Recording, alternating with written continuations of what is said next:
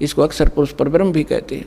और उत्तम पुरुष तु अन्य परमात्मा इति उदाहरत ये लोग तरम अविश्य विवर्ती अवे ईश्वर है। इन दोनों से श्रेष्ठ परमात्मा तो कोई और है जो तीनों लोकों में प्रवेश करके सबका धारण पोषण करता, वास्तव में वो है अविनाशी। अब जैसे 7 ब्रह्मा की मृत्यु के बाद एक विष्णु की मृत्यु, 7 विष्णु की मृत्यु के बाद एक शिव की मृत्यु, उसके बाद ऐसे 70,000 बार जब शिव मर लेंगे तो एक बार ये ब्रह्म मरेगा, ये काल मरेगा, एक इसके ब्रह्मांड का नाश होगा। और वो एक युग होगा अक्षर पुरुष का, एक युग, नोट चतुर्युग, ओनली एक युग। और ऐसे ऐसे 1000 युग का दिन होगा उस अक्षर पुरुष का, इतनी ही रात्रि।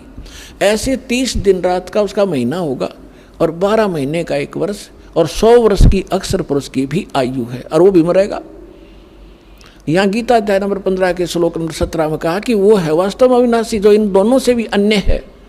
गीता अध्याय नंबर 2 के श्लोक नंबर 17 में स्पष्ट किया है कि अविनाशी तो उसको जान जिसको मारने में कोई सक्षम नहीं है, जिसने सब ब्रह्मांडों की रचना की है, सब प्राणियों का जो उत्पादन करने वाला है। अब क्या है, असंग जन्म तन मरत्या होगे, जीवित क्यों न मरे रे, 12 मध्य महल मठ बोरे, बहुर न दे धरे रे। परमात्मा कहते हैं असंग जन्म तन मरत्या होगे, एक बार जीवित मर के देखो। जीवित कैसे मरना है, एक तो संसारिक इन चोचलों से, इन झूठे सुख से वापस हटाना मन को, बीड़ी शराब मांस तमाकू, लोग दिखावा कोठी बनाना, लोग दिखावा ब्याह शादियों में बकवाद करना, नाचना गाना, एक तो इनसे आपने मन हटाना है, लोगों की बकवाद देखकर उधर बहना नहीं है, उधर नहीं जाना है। और दूसरा मरना ये है, जैसे आप जिन वस्तुओं के लिए सारा इकट्ठी करने के लिए, संपत्ति के लिए अपना सारा जीवन ड्योट कर देते हो आजीवन, और 1 सेकंड में मृत्यु हो जाती है और जोड़ा जाड़ा रह जाता है, आप कहीं पशु बनकर घूम रहे होते हो, ऐसा धोखा आपके साथ है। अब क्या बताते हैं कि जैसे एक व्यक्ति जा रहा था नाइट सर्विस में, और उसने सुबह जल्दी वापस आकर कोई मकान बना हुआ था, घना जरूरी काम था, रातों रात जा रहा था कि जल्दी आकर ये काम करूँगा। नाइट सर्विस में वो दुर्घटनाग्रस्त होगी, नाइट सर्विस वाली बस, वही मर गया। अब स्पीड तनो खींच रहा था, रात ने भी समय निकाल के सुबह आकर काम करूँगा, और परमानेंट गया, वो सारा काम धरा धरा रह गया। अब क्या बताना चाहते परमात्मा कि ये सब के अकेला बीतेगी, सबके साथ बीतेगी आपके। ये ना समझना कि उससे अकेल घटना घटेगी बाकी आप सुरक्षित हो। आप सुरक्षित तब होगे जब भगवान कबीर साहब की शरण में आ जाओगे, इस दास के माध्यम से ये उपदेश ग्रहण कर लोगे और मर्यादा में रहोगे। अब क्या है, जैसे आप जब सत्संग की तरफ आने की सोचते हो तो ये मन काल का दूत है, पता नहीं क्या क्या आपको समस्या पैदा करेगा, ये नुकसान हो जाएगा, उस दिन ये नुकसान हो जाएगा, पीछे तो ऐसा ना हो जाए, अगले सत्संग में चलेंगे, अगले में फिर और कोई समस्या पैदा हो जाएगी। तो पुण्यात्मा यूँ काम तो अपना करना ही पड़ेगा, इस मन की बातों में नहीं आना। जैसे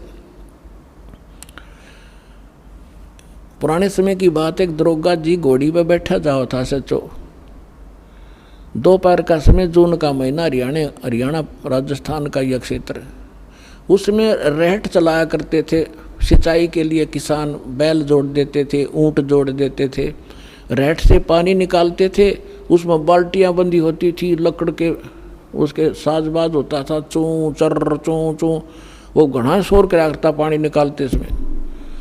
अब घोड़ी ने पानी देखा, प्यासे दोनों थे, घोड़ी पानी पीने के लिए चली तो निकट गई तो उस रहट की शोर सुनकर चरचों को वो दूर भागी। ऐसा चो ने उस किसान को धमकाया, खुरकाया कि इस चूचू को बंद कर तू। उसने वह चूचू बंद कर दी, बैल रोक दिए, रहट रुक गया। ऐसे बालू रेत का क्षेत्र था, जब तक वो घोड़ी को निकट लेकर इतना जमीन पानी पीगी, उसमें पानी मिला नहीं, थोड़ा सा वैसे पड़ा कहीं कहीं। तो दरोगा ने कहा कि भाई ये पानी निकाल। किसान ने वो बैल आंक दिए, वो फिर चूं चूं करा, वो घोड़ी फिर भागी के आधा किला दूर। वहाँ जाकर उसने कहा कि चूं चूं बंद कर। उसने चूं चूं बंद कर दी, बैल रोक दिए, रेट रुक गया, पानी रुक गया, आया तो उसमें जल नहीं। तब उस किसान ने कहा, दरोगा जी इस चूं चूं में पी लो कि मैं पीना होता ना तो दोनों मरोगे। इस चूं चूं में लिकड़ेगा यू पानी, चूं चूं बंद होई और कुछ नहीं मिल रहा तुम्हें। तो पुण्यात्माओं, यह चूं चूं तक काल मिटना ना दे। इस समय आपने सत्संग में भी आना होगा और भक्ति भी करनी होगी, 2 पैसे दान भी करने पड़ेंगे, ना तो दोनों यानी जीवन नाश हो जाएगा आपका। अब जो प्रसंग चल रहा है कि जैसे जब यो काल घनी चूं चूं करे मन, तो चल पड़ो घर से और ये सोच कर चल पड़ो कि मान ले आज मेरी परमानेंट मृत्यु हो जा, तब इस काम में कौन संभालेगा। ये सोच लो कि हम मर गए 3 दिन के लिए। अब 3 दिन में जो हानि होएगी जाकर फिर कवर कर लेंगे, और परमानेंट टिकट की फिर क्या करोगे, तब भी तो छोड़ना पड़ेगा वो। तो इस मार्ग पर चलने के लिए आपने प्लस माइनस साथ अकाउंट करना पड़ेगा, तब आगे बढ़ पाओगे। नहीं तो क्या कितने युग हो गया हमने इस काल के धोखे में ये अटपट करते हैं। और परमात्मा के लिए चले उनका कोई हानि होया करे, कभी नहीं हो सकती। घर बैठा पाओगा मालिक आपको 100 सुख देगा, ना जाने कितनी आपकी आपदाओं को टालेगा। ऐसे बहुत से प्रमाण हैं। फिर भगवान की आवश्यकता नहीं है। जो भक्ति और भगवान की तरफ आने में हानि होगी तो अपनी त्रुटि से हो सकती है। कबीर साहब कहते हैं, सतगुरु के दरबार में कमी काहे की ना, अंसा मौज नहीं पावता तेरी चूक चाकरी माँ। परमात्मा के दरबार में कोई कमी नहीं है। परमेश्वर कबीर जी की डिक्शनरी में इम्पॉसिबल वर्ड नहीं है। और फिर भी हमें कोई लाभ नहीं प्राप्त हो रहा है, तो आपकी कोई सेवा शुश्रूषा में कोई मर्यादा में त्रुटि है अपनी, वो ठीक कर ले और फिर देख मालिक के रंग। तो क्या बताते हैं, असंग जन्म तना मरत्या होगे, जीवित क्यों ना मरे रे, जीवित मर के देख। और 12 मद महल मठ बोरे, बहुर ना दे धरे रे। जैसा वो कहते हैं ना, गीता अध्याय नंबर 15 के श्लोक नंबर 4 में कहा है कि परमेश्वर के उस परम पद की खोज करनी चाहिए, जहाँ जाने के बाद साधक फिर लौटकर संसार में कभी नहीं आते, वो फिर देर नहीं धरते यहाँ।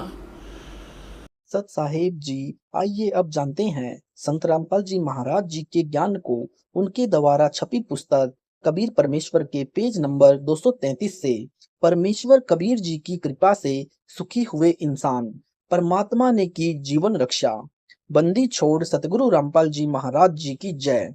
मुझ दास का नाम रोहित दास पुत्र श्री राम बाबू दास, ग्राम उदयपुरा, जिला रायसेन यानी मध्य प्रदेश है। सतगुरु देव जी से नाम उपदेश लेने से पहले मेरे घर की आर्थिक स्थिति बहुत खराब थी। मेरी पत्नी बीमार रहती थी। इतनी परेशानियां होने के बावजूद भी हम देवी देवताओं की भक्ति करते रहते थे। हम जय गुरुदेव पंथ से जुड़े हुए थे, लेकिन कोई फायदा नहीं हुआ। मेरी माता जी ने जय गुरुदेव पंथ में परमात्मा को पाने के लिए बहुत ही कठिन साधना की। 72 दिन तक भोजन नहीं किया। उनके हाथ पैर पूर्ण रूप से काम करना बंद कर गए। उनकी हालत इतनी खराब हो गई कि वह अपने हाथों से खाना पीना भी खा नहीं सकती थी। एक बार हम जय गुरुदेव मथुरा गए हुए थे। वहां पर संत रामपाल जी के भक्तों ने पुस्तकें वितरित की।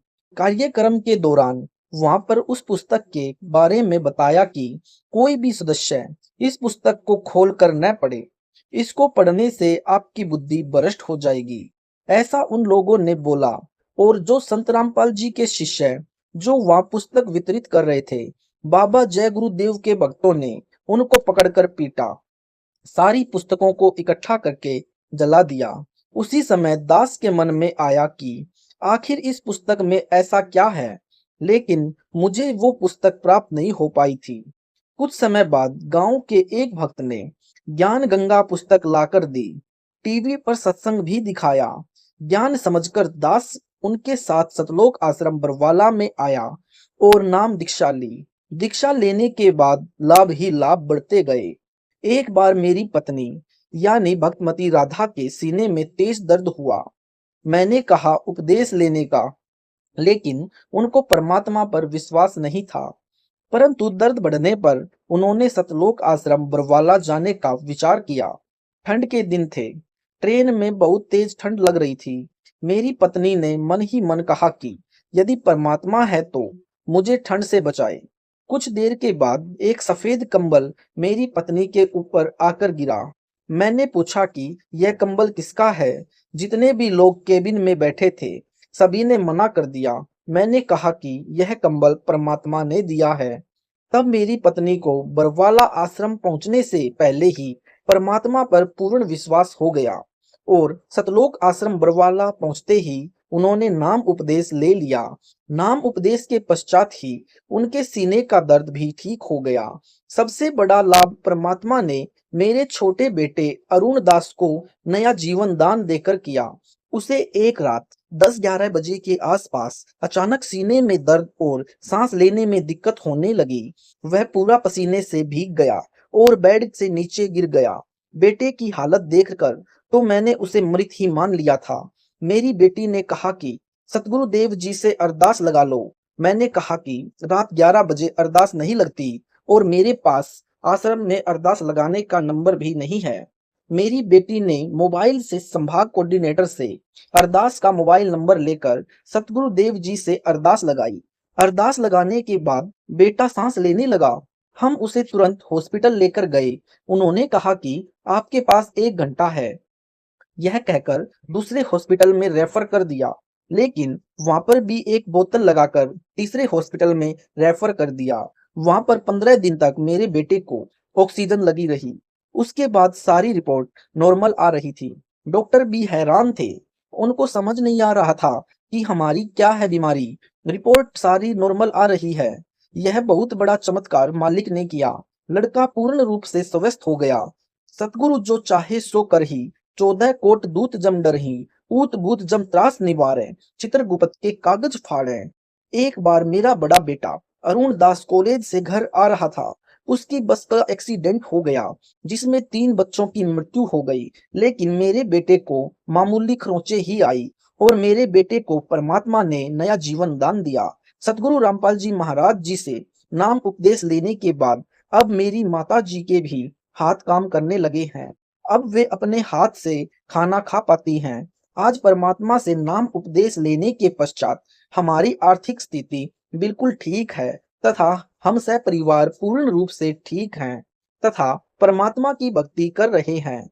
आप सभी से हाथ जोड़कर प्रार्थना है कि पूर्ण परमात्मा धरती पर सतगुरु रामपाल जी महाराज के रूप में आए हुए हैं। उन्हें पहचाने तथा नाम उपदेश लेकर अपना कल्याण कराएं तथा जन्म मरण से छुटकारा पाएं। सत साहिब जी, भक्त रोहित दास, ग्राम उदयपुरा, जिला रायसेन, मध्य प्रदेश। संपर्क सूत्र 9109477619। गुर्दे ठीक करना व शैतान को इंसान बनाना। मैं भक्त जगदीश पुत्र श्री प्रभु राम, गांव पंजाब खोड़, दिल्ली 81, डीटीसी यानी दिल्ली ट्रांसपोर्ट कॉरपोरेशन में मैकेनिक हूँ। मुझे शराब ने राक्षस वृत्ति का इंसान बना दिया था। शराब पीना, मुर्गे खाना, सिगरेट पीना, हुक्का पीना। मैं नौकरी से शाम को लगभग 7 या 8 बजे आता था। कई बार घर आने में शराब ज्यादा पीने पर 9 या 10 भी बज जाते थे। शराब में पागल हुए एक बार इधर एक बार उधर लड़खड़ाते हुए पैरों से घर में घुसता था। आते ही पत्नी व बच्चों को पीटना शुरू कर देना। हर रोज घर में कहर होता था। जिन बच्चों को प्यार के साथ अपनी छाती से लगाना चाहिए था, वे मासूम बच्चे मुझको देखकर चारपाई के नीचे घुस जाते थे। बच्चे अपने पिताजी के घर आने की राह देखते हैं कि पापा जी आएंगे, हमारे लिए खाने की चीजें लाएंगे, परंतु मैं खाने की चीजों की बजाय शराब में पागल हुए लाल आंखों से उनको मारने लग जाता था। दूसरी तरफ मेरी धर्मपत्नी सुमित्रा देवी भी अपने जीवन के साथ खतरनाक बीमारी से जूझती हुई श्वास पूरे कर रही थी। उसके दोनों गुर्दे खराब हो चुके थे। डॉक्टरों ने कह दिया था कि दवाई खाते रहो, लेकिन 6 महीने से ज्यादा यह जीवित नहीं रह सकती। ऑल इंडिया मेडिकल और डॉक्टर राम मनोहर लोहिया हॉस्पिटल दिल्ली से भी यह रिपोर्ट मिली कि गुर्दे खराब हो चुके हैं और यह 6 महीने से ज्यादा जीवित नहीं रह सकती और साथ में दवाई भी अंत समय तक खाते रहना होगा।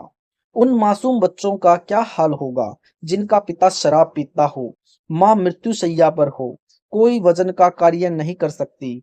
तो उन बच्चों को जब यह पता चला कि तुम्हारी मम्मी यानी माता जी भी 6 महीने से ज्यादा जीवित नहीं रहेगी, तो उन बच्चों की आंखों से आंसू बहते रहते थे। एक तो पिताजी शराबी और दूसरी तरफ हमारी माताजी जानलेवा बीमारी से पीड़ित। हमारा क्या होगा? 3 लड़के तथा एक लड़की अपनी माताजी के पास गिरकर रोने लगे और कहा कि हे भगवान, हम सबको भी हमारी माताजी के साथ ही अपने पास बुला लेना। यहाँ किसके सहारे जिएंगे?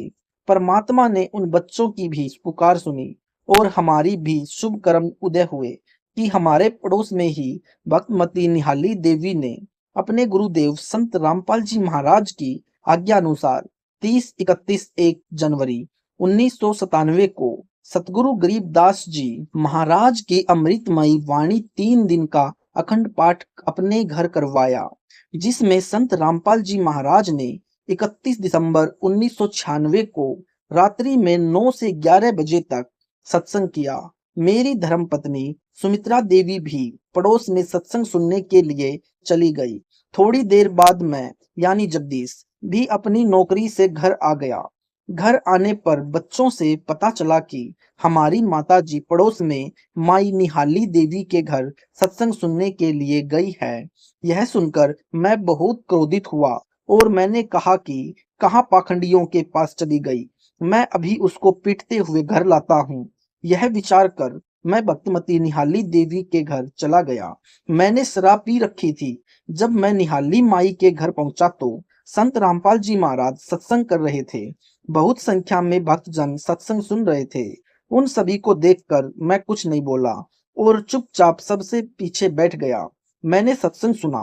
सत्संग में महाराज जी ने बताया कि शराब पीवे कड़वा पानी, 70 जन्म सवान के जाने। गरीब 100 नारी जारी करे, सुरापान 100 बार, एक चिलम हुक्का भरे, डूबे काली धार। कबीर मानुष जन्म पाए कर, नहीं बजे हरि नाम, जैसे कुआं जल बिना, खुदवाए किस काम।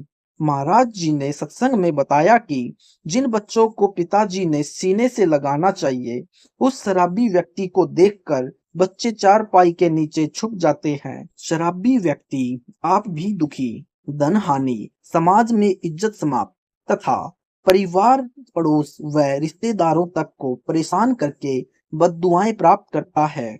जैसे शराबी की पत्नी व बच्चे तो कहर का शिकार होते ही हैं, परंतु पत्नी के माता पिता, भाई बहन आदि भी दिन रात चिंतित रहते हैं। सर्व पाप का भार उस नादान शराबी के शीश पर आता है।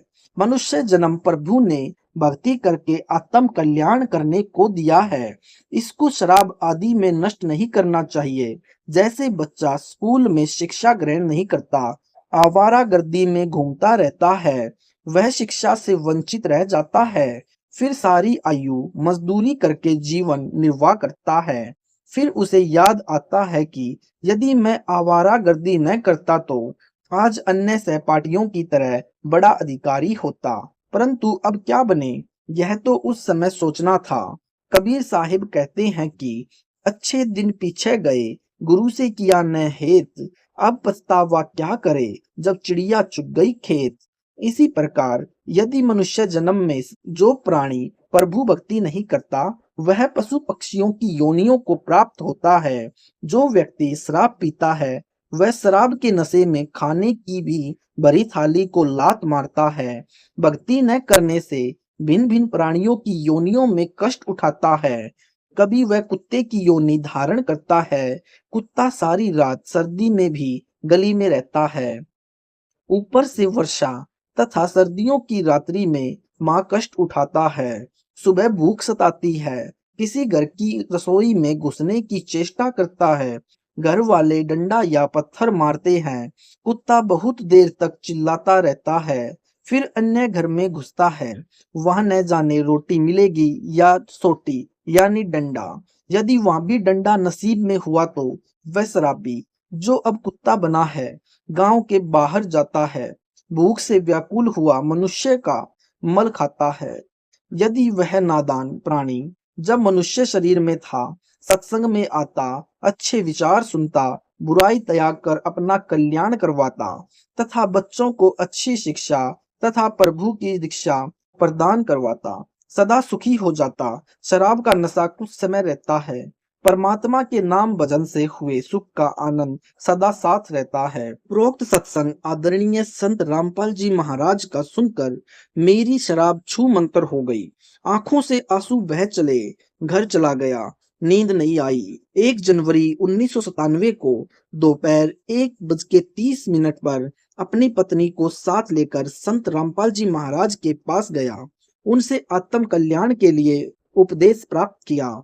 उसके बाद आज यानी 2022 तक शराब, तंबाकू तथा मांस छुआ भी नहीं। मेरी पत्नी ने भी सतगुरु रामपाल जी महाराज से उपदेश लिया। उस दिन के बाद वह बिल्कुल स्वस्थ है। डॉक्टरों के इलाज तथा बीमारी के एक्सरे आदि की रिपोर्ट आज भी हमारे घर रखी है, जन जन को दिखाते हैं। मेरी तरफ से प्रार्थना है कि आप भी प्रभु के चरणों में आओ। संत रूप में आए परमेश्वर के संदेश वाहक संत रामपाल को पहचानो। मुफ्त नाम उपदेश प्राप्त करके कृपया अपना कल्याण करवाएं। सत साहेब जी, भक्त जगदीश दास, गांव पंजाब खोड़ यानी दिल्ली। संपर्क सूत्र 9268475242। अनहोनी की परमात्मा ने शादी के 16 साल बाद संतान प्राप्ति। सतगुरु के दरबार में कमी काहे की नाही, हंसा मौज न पावता त्रिचूक चाकरी माही। मैं भक्त रामजी दास, ग्राम कटरा, पोस्ट सलेहा, जिला पन्ना, मध्य प्रदेश का निवासी हूँ। मैं बचपन से परमात्मा की खोज में लगा हुआ था और हिंदू धर्म के मंदिरों में व धामों आदि पर जाता रहता था। साथ ही एक कबीरपंथी संत से नाम उपदेश भी लिया हुआ था। मेरी शादी को कई साल बीत गए थे, लेकिन हमें कोई संतान प्राप्ति नहीं हुई। जहां मेडिकल फेल हो जाता है, वहां परमात्मा का विधान शुरू हो जाता है। कई जगह गए, वैष्णो देवी, जम्मू भी गया, बड़े बड़े डॉक्टरों को दिखाया। सबसे पहले सिविल अस्पताल मेहर में डॉक्टर श्रीमती SB अवधिया MD प्रस्तुति एवं स्त्री रोग चिकित्सक को दिखाया और अल्ट्रासाउंड सोनोग्राफी के द्वारा उन्होंने देखा कि उनकी बच्चेदानी में गांठें हैं, वे निकालनी पड़ेंगी। इसके लिए सतना में जाना पड़ेगा। 18 फरवरी 2009 में शकुंतलम नर्सिंग होम सतना में बच्चेदानी का ऑपरेशन हुआ। इसके बाद भी हमें संतान प्राप्ति नहीं हुई, लेकिन दवाएं चलती रही। इसके बाद सन 2012 में Sharda hospital and research centre Satna में डॉक्टर महेंद्र सिंह यानी MBBS DGO के यहाँ 1 वर्ष तक इलाज चला। फिर अंत में डॉक्टरों ने हमें बोल दिया कि आप टेस्ट ट्यूब बेबी करवा सकते हैं, परंतु उसकी भी कोई गारंटी नहीं है। उसमें लाख 2 लाख रुपए खर्च आता है। हम गरीब आदमी इतनी बड़ी रकम कहाँ से लाते। हमने मान लिया कि हमने दुनिया के लोगों की रोज की बातों से तंग आकर फैसला किया कि चलो रोज की खिचखिच से अच्छा हम नोएडा यानी उत्तर प्रदेश चलते हैं, वहां काम करेंगे और वहीं इलाज करवाएंगे। फिर हमने सुन रखा था कि वैष्णो देवी जाने से संतान प्राप्ति होती है, तो जुलाई 2012 में कटरा यानी जम्मू जाकर वैष्णो देवी की यात्रा की। इससे भी कोई राहत नहीं मिली। हम मकर संक्रांति को जनवरी 2013 को घर आए। हम साधना चैनल पर सत्संग कार्यक्रम देखते थे। मेरे पिताजी बोले कि कबीर साहिब जी का सत्संग आता है, आप भी देखो। हमने सत्संग देखा और पुस्तक ज्ञान गंगा मंगवाई, जो हमारे घर निःशुल्क प्राप्त हुई। पिताजी बोले कि आप बरवाला आश्रम चले जाओ, परमात्मा शायद दया करें। हम दोनों ने 21 अप्रैल 2013 को सतलोक आश्रम बरवाला में सतगुरु रामपाल जी महाराज जी से नाम दीक्षा लेकर अरदास लगाई कि कई साल हो गए, हमें संतान प्राप्ति नहीं हो रही है। परमात्मा बोले कि बेटा भक्ति करो, परमात्मा दया करेंगे। इस प्रकार चलते चलते नवंबर 2014 में बरवाला कांड की लीला हो गई। हम घर आ गए। हमें पता लग गया था कि ये मानव जीवन किस लिए मिला है और हम भक्ति करने लगे थे। कुछ दिनों बाद फिर घर परिवार वाले और रिश्तेदार वही पुराना रोना रोने लगे कि एक संतान तो होनी ही चाहिए। गांव के लोग तो कभी-कभी यहाँ तक बोलने लगे कि इनका तो मुंह भी नहीं देखना चाहिए। एक दिन भक्तमती बोली कि चलो दवा करवाते हैं। परमात्मा दवा के लिए तो मना नहीं करते। हमने गुरुजी से अरदास लगाई कि दवा करवा लें। गुरुजी बोले कि करवा लो, परमात्मा दया करेंगे। फिर हमने डॉक्टर आभा पाठक यानी MBBS MS पाठक नर्सिंग होम सतना में मार्च 2019 में इलाज शुरू किया। उन्होंने भी लास्ट में बोल दिया कि हम ऐसे केस नहीं लेते, आपका तो भगवान ही मालिक है। अब मेडिकल और साइंस दोनों फेल हो चुके थे। डॉक्टर मैडम के ऐसे बोलने पर हमने फैसला कर लिया कि अब हम कहीं दवा नहीं करवाएंगे। जो करेंगे सो अब बंदी छोड़ सतगुरु रामपाल जी महाराज ही करेंगे। फिर सितंबर 2020 में परमात्मा ने अपने कोटे से एक भक्त आत्मा हमारे संतान रूप में दी, जो हमारी किस्मत में नहीं थी, वह परमात्मा ने दी। यहाँ तक कि जब हमारी भक्तमती घर से बाहर निकलती थी तो लोग बोलते थे कि यह बांझ है, इसका मुंह नहीं देखना चाहिए। परमात्मा ने उन्हें भी दिखा दिया। उसके बाद तो परमात्मा पल पल हमारे साथ चमत्कार करते हैं। एक समय की बात है, हम और भक्तमती मोटरसाइकिल पर कहीं जा रहे थे। अचानक हमारा एक्सीडेंट हो गया। भक्तमती का सिर फट गया, मुंह से झाग निकलने लगा, मानो मृत्यु हो गई हो। अस्पताल में डॉक्टर को दिखाया तो उन्होंने कहा कि ये बेहोश है और सिर की चोट है। अगर इनको होश नहीं आया तो ये कोमा में भी जा सकती हैं। सुबह 10 बजे हमारा एक्सीडेंट हुआ था और शाम को 3 बजे के आसपास भक्तमती जी को होश आ गया और हम घर आ गए। एक जगह दास मजदूरी करता है, एक जगह काम के लिए गया था। जिनके यहाँ काम करना था उनका मकान जर्जर था। जैसे ही दास ने प्रवेश किया उस मकान में ऊपर से एक लकड़ी का गार्डर मेरे सिर ऊपर गिर गया और लोगों ने कहा कि यह तो मर गया होगा। लेकिन जब दास ने ऊपर देखा तो सिर से 6 उंगल ऊपर वह गार्डर का टुकड़ा हवा में लटका था। जब दास ने उसको देखा तो दास के आंसू निकलने लगे। परमात्मा की केवल एक वाणी याद आई कि संत शरण में आने से आई टले बला, जे माथे में सूली हो तो कांटे में कल जा। सत साहेब आपका दास राम जी कोरी, ग्राम कटरा, जिला पन्ना, मध्य प्रदेश। सत साहेब जी, हमने देखा कि संत रामपाल जी महाराज की पुस्तक में जिन्होंने भी संत रामपाल जी महाराज से नाम दीक्षा लेकर शास्त्र अनुकूल भक्ति की है, उनके साथ बहुत सारे चमत्कार हुए और उनके उजड़े हुए घर बसे। सत साहेब जी, यह वीडियो आपको कैसा लगा? अगर यह वीडियो आपको अच्छा लगा हो तो हमारे चैनल को सब्सक्राइब करें और इस वीडियो को लाइक करें और ज़्यादा से ज़्यादा शेयर करें और कमेंट करके हमें बताएं ये वीडियो आपको कैसा लगा। सत साहेब जी, मिलते हैं अगली वीडियो में।